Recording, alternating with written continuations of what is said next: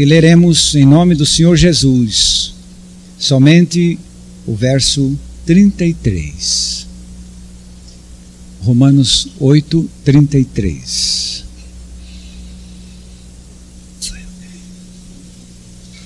Quem intentará a acusação contra os escolhidos de Deus?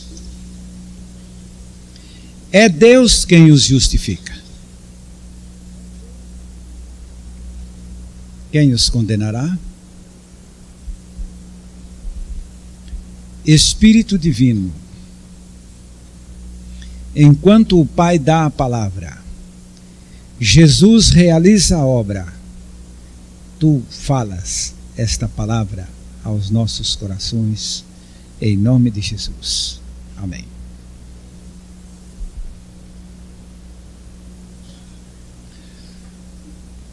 Esta palavra que nós temos nesta noite poderia levar o seguinte título: a tríplice justificação de Deus ao pecador. Nós vamos encarar a doutrina da justificação em três aspectos, em três obras divinas, e que, atingindo o pecador, o faz justo. Não temos encontrado fundamento no fato de que Deus declare alguém justo por apenas declarar. Aqui no capítulo 5 de Romanos, no versículo 19, porque assim como pela desobediência de um só homem muitos foram constituídos pecadores, assim também pela obediência de um muitos serão feitos justos. Não se trata de justo por declaração, mas aqui justos por feição. Deus faz o indivíduo justo. Agora, precisamos voltar um pouquinho para este pensamento. Declarar a um justo, justo, é nulo. É chover no molhado. Pois se ele é justo, não precisa que ninguém o declare. Ele já se fez. Mas declarar o ímpio justo começa trazendo-nos uma grande dificuldade. Sabe por quê? Declarar o ímpio justo é uma grande injustiça.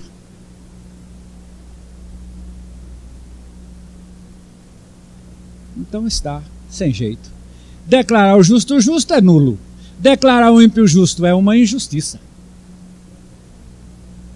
Provérbios 17, 15. Vocês vão me ajudar. Vão me ajudar. Achamos? Então vamos ouvir a leitura de Provérbios 17, 15. O que justifica o ímpio e o que condena o justo, abomináveis são para o Senhor, tanto um como o outro. Mas olhamos para a primeira parte deste verso, declarando que o que justifica o ímpio é abominável ao Senhor. Em Provérbios 24, 24, aparece uma declaração de um modo muito esquisito, mas está aí, mostrando que justificar o ímpio é contrair a maldição dos povos, não é só de alguém não. A opinião mundial condena este gesto. Porque dissera o ímpio: justo és, os povos o amaldiçoarão, as nações o detestarão. E o juízo sempre depende de consultar o conceito popular. E agora, como fazer? Nós encontramos uma passagem no livro de Isaías 53, onde nos mostra que ele justifica sem cometer injustiça. E então agora nós temos que entrar neste ponto.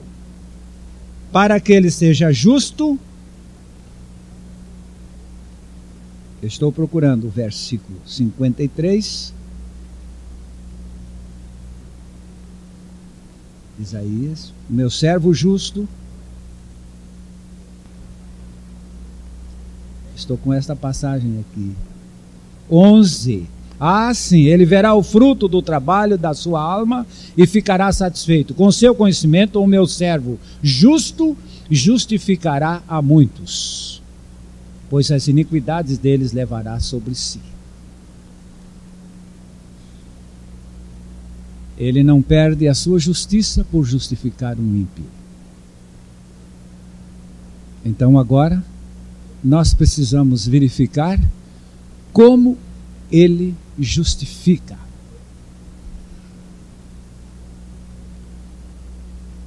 Nenhuma verdade da palavra de Deus procede do absurdo.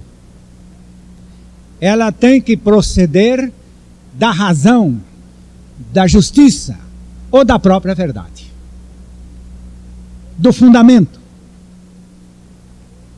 Por isso Jesus disse: conhecereis a verdade.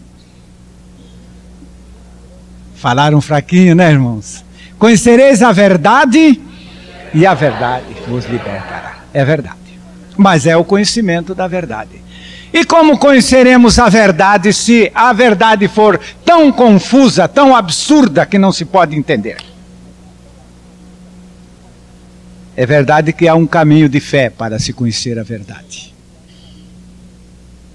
E foi assim que pudemos ver na palavra de Deus esta justificação de Deus ao pecador em 3 fases.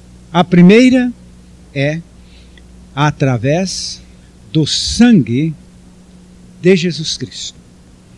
Nós temos aqui no capítulo 5 de Romanos, lendo aí o versículo 9. Romanos 5:9. Logo, muito mais agora, sendo justificados pelo seu sangue, seremos por ele salvos da ira. Não é só pelo seu sangue que somos justificados, mas a palavra começa apontando o sangue. Uma vez, fazendo um estudo sobre o tabernáculo de Israel e o templo de Israel, eu fiquei um tanto implicado com aquele altar fora. Tem um altar fora, lá no pátio, lá fora. Mas é ali onde tem que haver o primeiro sacrifício. Porque ninguém pode adentrar o templo com uma vida corrupta. Tem que passar pelo processo do primeiro sacrifício, porque ele é o sacrifício da aproximação. Então vem este sangue a ser derramado ali em favor do pecador que vai se aproximar. Efésios, capítulo 2, versículo 13, mostra-nos que agora também é assim. Mas agora em Cristo Jesus, vós que antes estáveis longe, já pelo sangue de Cristo chegaste perto. Amém. É preciso haver, para o pecador se aproximar do altar da graça ou de Deus, ele precisa alcançar uma purificação. uma lavação de todos os seus pecados passados. O sangue de Jesus Cristo nos purifica de todo o pecado. E aí, onde ele purifica, purificado está. Nós temos esta passagem em Apocalipse 1:5, onde diz a versão da corrigida: aquele que nos ama e em seu sangue nos lavou dos nossos pecados. Por isto, então, há um primeiro ato de justificação, e é exatamente o inicial para que o pecador se aproxime do Calvário. Não se aproxime olhando muito para cima, porque os contritos não olham para cima, os contritos olham para baixo. O homem de cabeça levantada é arrogante. Por isto o publicano batia no peito e não ousava levantar os olhos, e ele então está em condições de olhar para baixo, e ao se aproximar da cruz, vai encontrar o sangue imaculado derramado ali. Não pise nele. Ele é o sangue da sua aproximação. Ele é o sangue da sua justificação. Mas de quê? O que os irmãos entendem que Deus hoje pegasse um pecador, fizesse dele uma nova criatura e o colocasse no céu? Satanás faria uma festa. Os irmãos não estão me entendendo. Satanás faria uma grande festa. Faria uma grande festa porque ele está com a lista de todos os seus pecados passados que não foram limpos. E o que nós temos de entender aqui no capítulo 3 de Romanos, começando no versículo 24, nós iremos ler, lembrando o versículo 25, mas temos que chegar até o 26, 24 a 26. Romanos 3, 24 a 26. Estamos vendo aqui o efeito deste sangue para nos justificar, escutem agora, dos nossos pecados passados. Quantas mentiras, quantos adultérios, quantos roubos, quantas maledicências, quantos variadíssimos pecados cometidos. Isso aí vai ficar por isto mesmo? Não, senhores, isso precisa ser acertado. Precisa ser acertado. E então entram estas gloriosas verdades apontando que o sangue de Jesus nos justifica aqui agora do pecado cometido. Isso precisa ser acertado.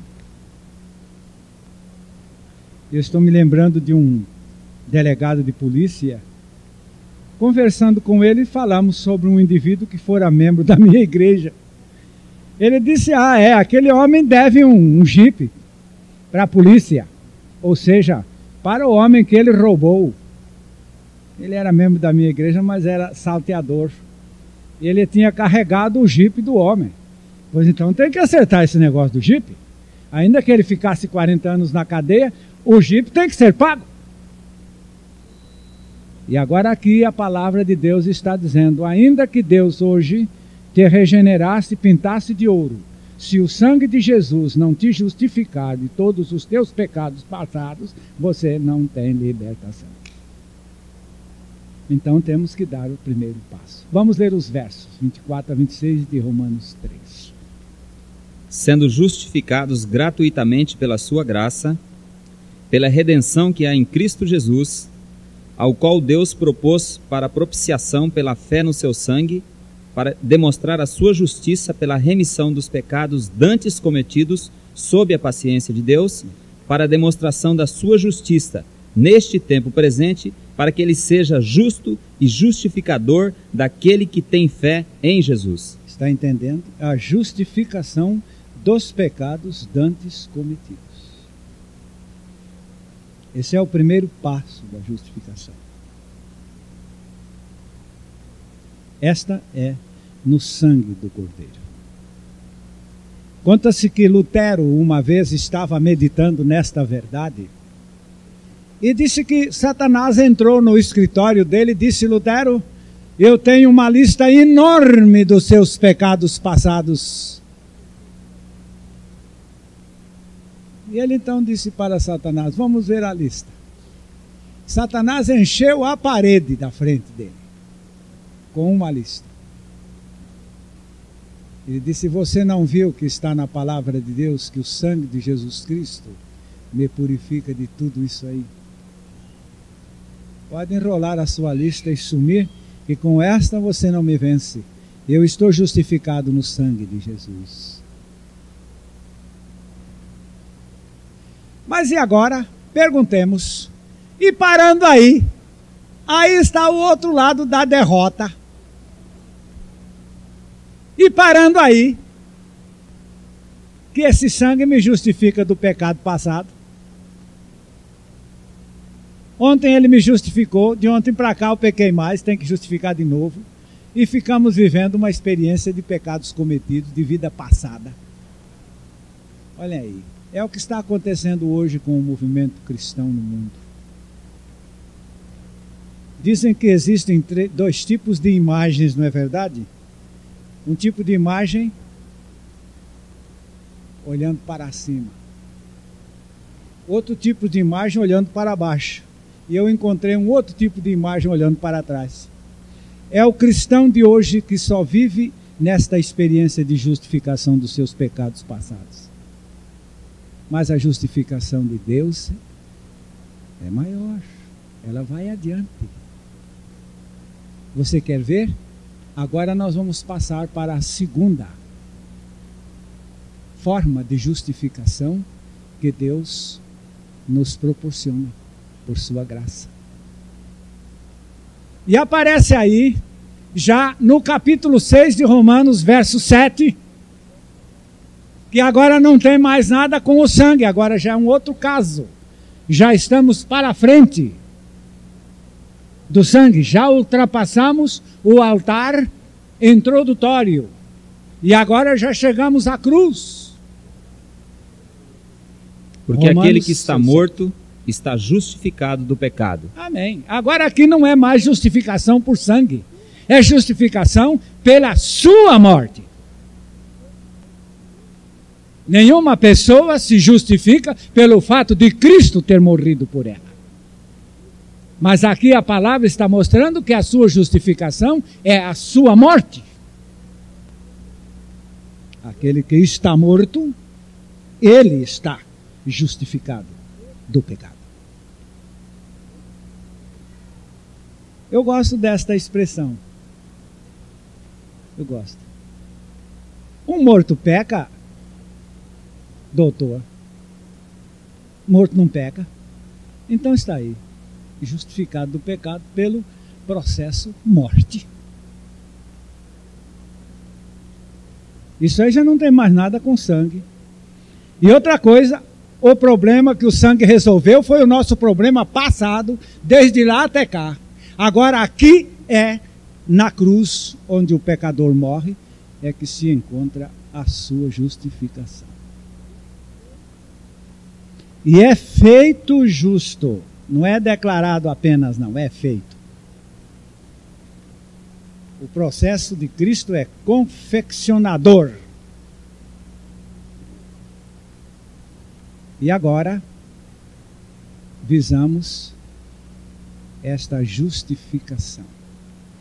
No capítulo 6 de Romanos, verso 2, mostra-nos que nesta morte, realmente somos justificados do pecado, porque não há mais condição de viver para o pecado pela morte. O 2. De modo nenhum, nós que estamos mortos para o pecado, como viveremos ainda nele? Mortos para o pecado não se vive mais nele. E aquele texto de 1 Pedro 2,24, mostrando-nos que aquela morte aquela morte é morte para o pecado, que tem uma forma justificativa, porque quem morre para o pecado vive para a justiça. 1 Pedro 2:24. Levando Jesus mesmo em seu corpo os nossos pecados sobre o madeiro, para que, mortos para os pecados, pudéssemos viver para a justiça, e pelas suas feridas fostes sarados. Eu disse aos irmãos que nós temos passado por experiências muito abençoadas nesses últimos tempos. E uma delas foi com um amado irmão lá em Brasília. Há anos passados nós chegamos lá pregando a doutrina do novo nascimento, e ele aceitou a doutrina do novo nascimento. Ele concordou com tudo aquilo e ficou tão feliz com a doutrina do novo nascimento que ele começou a dizer que ele estava nascido de novo. E começou até a contender lá na igreja, dizendo que eles precisavam de nascer de novo também. Mas num domingo de manhã ele ia para a escola dominical, não é? Com a Bíblia, com as crianças e a esposa. De repente ele vê lá, na vizinhança dele, um desafeto. Ele disse: esse homem ainda existe. E disse: eu vou voltar para casa e vou dar um jeito nesse homem. Pois sabe o que ele fez? Botou a Bíblia, a criança ali no chão, com a mulher, ele no meio da rua, foi lá buscar a espingarda para passar uma carga de chumbo no seu desafeto. Mas foi um escândalo desesperado, não se foi mais à igreja, o negócio virou um transtorno danado. Aí depois ele que baixou lá, sentou, disse: mas nascido de novo? Isso não é novo nascimento. Eu nunca fui nascido de novo. Que mentiroso que eu fui, além de tudo, dizendo que eu era nascido de novo. Se eu fosse nascido de novo, não tinha feito o que eu fiz. Não fiz, não. Tentei fazer. Isso não está certo. Mas pouco tempo depois nós chegamos lá e encontramos esse homem de cabeça baixa. Quando o homem abaixa a cabeça, é o que eu já disse, né? Já vai encontrar o sangue de Jesus. E ele então, baixada a sua cabeça, disse: olhe, eu andei pensando que eu era nascido de novo, mas eu esses tempos passei por um escândalo tão grande, eu não tenho nada de novo nascimento. Mas meu irmão, venha cá. A palavra de Deus não está dizendo aqui que Jesus nos atraiu para Ele? Está. Ele nos atraiu para Ele, ali naquela cruz, para nós morrermos. E essa nossa morte com Jesus é que nos traz o fim do pecado. A palavra justificação do pecado aqui é exatamente colocar no lugar de uma vida pecadora uma condição justa. E é nesta morte o processo. Irmãos, este homem bebeu esta verdade com tanta alma, com tanto coração, com tanto prazer, com tanto afinco, que ele nasceu de novo. Mas ele olhou para mim e disse: mas eu tive 2 degraus falsos na minha vida. O primeiro foi de 40 anos que eu vivi como crente na igreja, pensando que eu era nova criatura. E o segundo foi aquele, quando eu comecei a escutar falar de novo nascimento, pensei que eu era nascido de novo. Mas aí foi bom, aconteceu o que aconteceu comigo.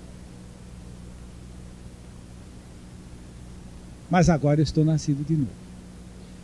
E poucos dias depois, eu fui com ele ao culto da 4ª Igreja Presbiteriana lá em Brasília, do Anderson Rios, que deverá estar aqui no Congresso de Fevereiro, se Deus quiser, também nascido de novo. E dei a palavra para esse irmão: irmão Eurípides, o senhor vem aqui à frente contar o seu testemunho. Ele foi lá, disse: eu, meus irmãos, fui membro de igreja por 40 anos. Eu pensava que eu estava certo, porque eu não conhecia nada melhor. Mas depois eu descobri que eu não passava de um pobre enganado. Eu ia para o mesmo inferno que ia antes, quando não conhecia nada de igreja nem de evangelho. Mas agora, irmãos, eu posso confessar que a minha experiência é esta: eu estou crucificado com Cristo, eu não vivo mais. Eu fui morto com Cristo na cruz do Calvário. Eu agora tenho a minha vitória, graças a Deus. Cristo é minha vida. E ele foi se sentar. Quando ele foi sentar, ele encontrou logo no lugar do banco onde ia sentar um bilhete. Passou a mão no bilhete. Uma pergunta no bilhete: você agora não peca mais? Ele olhou. Foi você que escreveu esse bilhete? O cara olhou para ele e disse: foi. Você que escreveu? Eu estou morto. Aí o homem disse: não é isso que eu estou perguntando. Estou perguntando se você não peca mais. Ele disse: pô, eu estou respondendo, estou morto. Não é isso que eu estou perguntando? Aí ele virou para o homem e disse: e morto, o que que faz? O que que morto pode fazer? O que que morto pode fazer?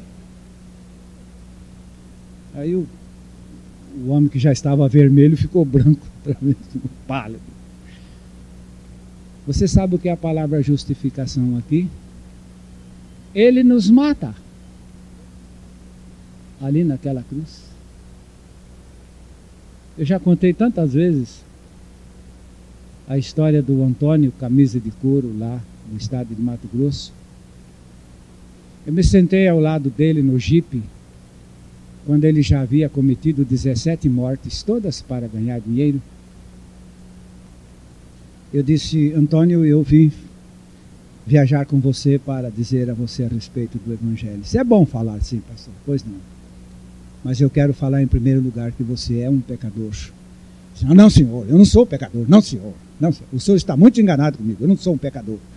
E o homem cercou de tal maneira que eu não pude lhe pregar o Evangelho. Eu só pude dizer: pois olha, Antônio, Jesus veio ao mundo para salvar pecadores. E se você não é um pecador, Jesus não tem nada com você. E dali uns dias ele fez mais 2 mortes. E logo em seguida ele foi metralhado na frente da prefeitura da cidade de Três Lagoas. Metralhado dentro do seu próprio jipe. Mas ele já estava com um contrato de assassinar uma viúva lá em Goiás, em Jataí. De Goiás. Esta viúva estava num desespero, porque ela soube que o Antônio ia lá fazer o serviço. Colocou uns 10 jagunços lá na fazenda para guardar a casa dia e noite, e a mulher não tinha sossego. Mas de repente chega uma notícia lá em Jataí, lá na fazenda da viúva, que o Antônio Camisa de Couro tinha sido morto, metralhado pela polícia. A gente não pode falar muito alto isso, né? Mas tinha sido metralhado. Ela disse: não, espera um pouco aí. Mandou trazer um avião lá da cidade. O avião desceu no aeroporto da fazenda dela. Disse: toca para Três Lagoas. Tocou para Três Lagoas. Chegou lá, foi à delegacia de polícia. Onde é que está? O Antônio Camisa de Couro está morto? Está, sim, senhora. Mas eu quero ver. Ele está no necrotério do cemitério. Aí ela foi lá. Diz que chegou lá. O Antônio era um moço grandalhão, calçava um sapato 44, era um sergipano bonito, moço bonito, com 27 anos de idade.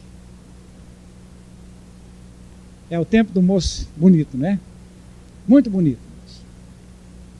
Então ela disse que chegou lá, o corpo dele estava coberto, mas o corpo era tão comprido que o lençol não cobriu os pés. Então ela chegou, olhou para o pé e disse: o pé parece, mas eu quero ver a cara. Foi lá, tirou o lençol, abriu, olhou bem, estava muito estragada a cara dele pelas balas, mas é ele mesmo. O dedo bem no rosto, está bem morto, está bem morto. Então agora não tenho mais medo dele. Agora estou tranquilo. Morto não peca. Está aí na Bíblia. Aquele que morreu, justificado está do pecado. Não tem mais perigo.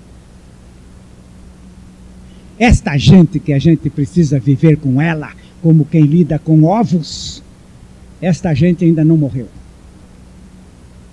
Esse marido que tem que chegar em casa e ainda ficar todo encolhidinho lá diante da esposa nascida de novo, essa sua esposa não morreu. Igualmente o marido diante da esposa. E outros mais por aí. Não pode fazer barulho perto dele. Por quê? Não morreu? Defunto a gente pode fazer até samba em volta que não influi nada. É a justificação, é essa doutrina da palavra de Deus. Maravilhosa.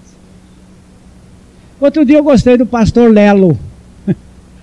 Lelo ficou assim, um pouco raspado por uma expressão minha no púlpito que, de certo modo, o diminuía. Ele disse: eu estou falando isso para você, mas isso não me fez mal nenhum não, porque eu morri.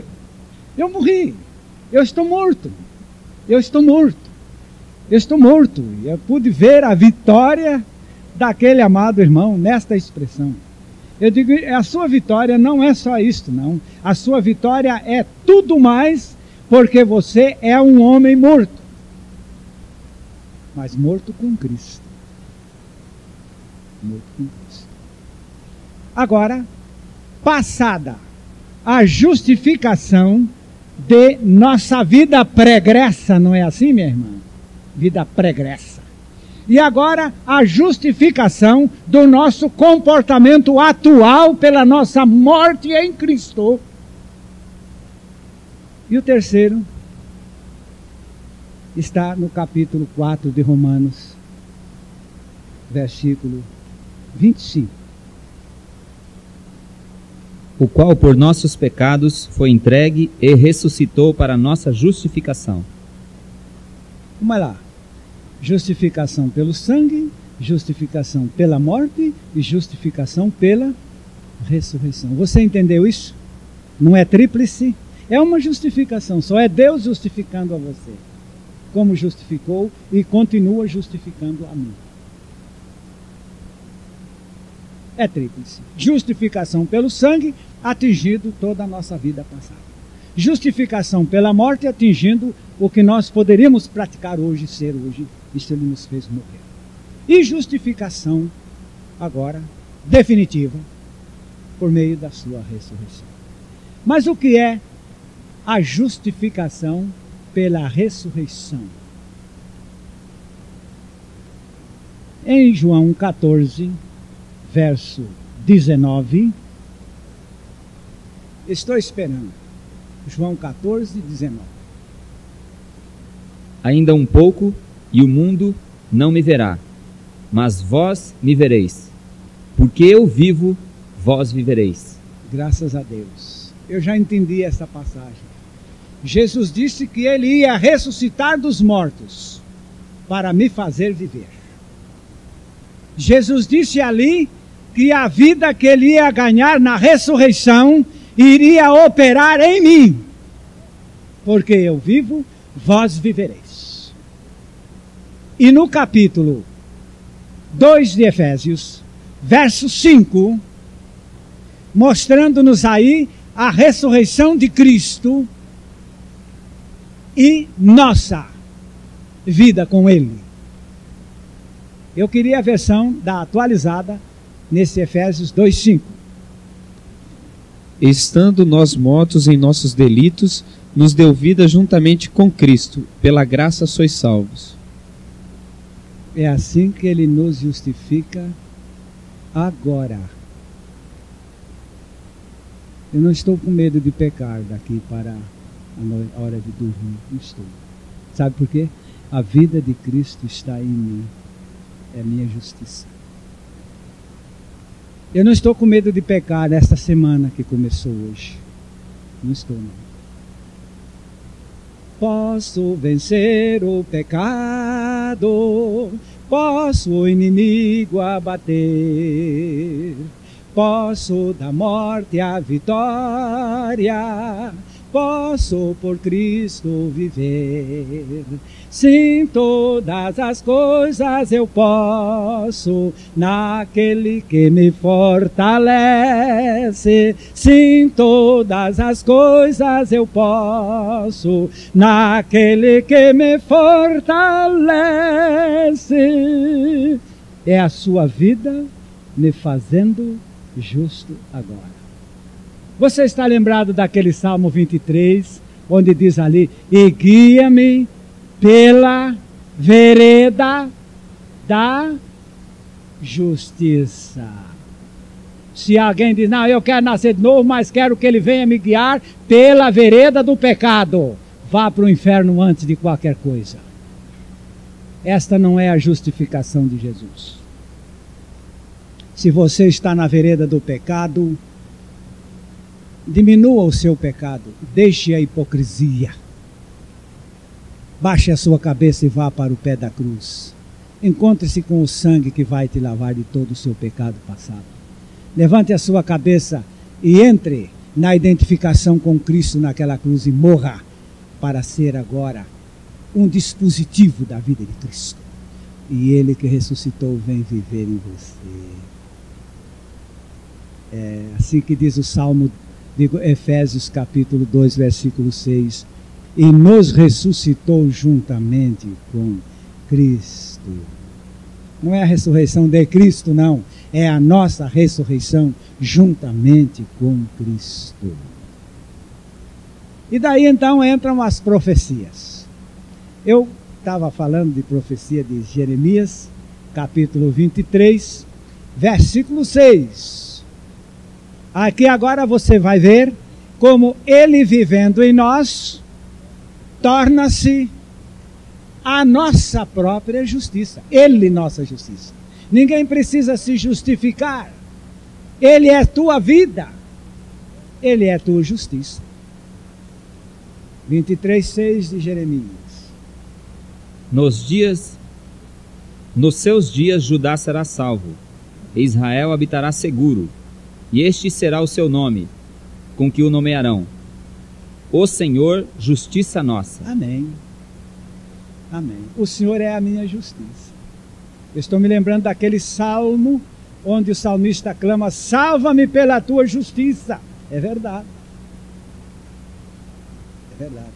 Se o homem não for plenamente justificado, não se salva. E agora vem o outro ponto maravilhoso que nós temos a ver aqui na palavra de Deus, é o capítulo 2 de Gálatas, versículo 17. Onde o apóstolo Paulo declara: não se confundam, irmãos. Não se confundam, irmãos. Vamos ler? Pois se nós, que procuramos ser justificados em Cristo, nós mesmos também somos achados pecadores, é porventura Cristo ministro do pecado? Não. De maneira nenhuma. Ele é nossa justiça, como é que ele vai nos levar ao pecado? Ele é a nossa justiça. Cristo é a tua vida? Ele é a tua vida? Ele é a tua justiça? Esta vida de Cristo em você é o pecado? Eu sei que alguém vai logo levantar: não, eu não concordo com isso aí. Como é que você concorda? Concordo que eu sou justificado, a vida de Cristo está em mim, mas eu vivo no pecado. Isso aí é mentira. Cristo não está numa vida em pecado. Nem o pessoal das docas de Santos acredita isso. Havia um navio velho lá em Santos. Ele tinha o serviço de transportar carvão de pedra, ainda no tempo dos navios a carvão. E então, todos os dias, às 11 horas em ponto, os trabalhadores das docas já sabiam quando era 11 horas. Sabem por quê? Havia um enorme dumbaque daquele navio no encostar lá na tranqueira do cais, sabe? Fazia aquele enorme baque. O comandante, o piloto daquele navio, nunca conseguiu encostar o navio calmo, manso assim, né? Chegava e batia tão forte que repercutia pelo cais todo. Já são 11 horas. O carvoeiro já encostou. Você não escutou? Escutei. Batia também. Mas um dia deu 11 horas e alguém perguntou: o carvoeiro não encostou? Encostou. Então mudou de piloto. Você não entendeu? Não bateu. Encostou certo. E dali a pouco, vem outro dia, ele encosta lá às 11 horas outra vez, direitinho, mudou o comportamento. Aí eles disseram, tem que ter mudado o piloto. Foram lá, era um piloto novo que estava agora. Né? É assim. Esta sua vida trepidosa, cheia de barulho e de confusão. Não é? Quando muda o piloto, quando sai você de dentro de si mesmo, que não é o diabo não, é você mesmo, não é? É você mesmo. E a gente quer culpar o diabo quer culpar dos meus pecados. Não é não, é você mesmo. Agora Jesus faz você morrer naquela cruz, ele vem comandar a sua nave, viu? Aí a coisa vai andar direito. Não se espera de Cristo uma vida de pecado, uma vida trepidosa. Se você tem isso, não é nova criatura. E lembre-se que pode experimentar a verdade. Não precisa se sugestionar com esta religiosidade vã. Fica com a verdade. Conserte isto com Deus. Eu estou dizendo ao pastor Glênio, nós precisamos tomar cuidado com os chamados falsos irmãos. Quem são os falsos irmãos?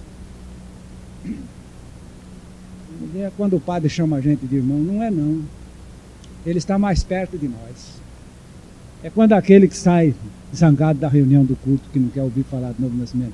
Esse não é falso irmão, ele já está declarando. Não tem nada de falso. Isso é sincero. O falso irmão é aquele que está tocando na caixa conosco e dizendo estamos todos nascidos de novo. Mas ele não está. Ele está escondendo a coisa. Não venceu o pecado. Não tem vitória nenhuma. É derrotado.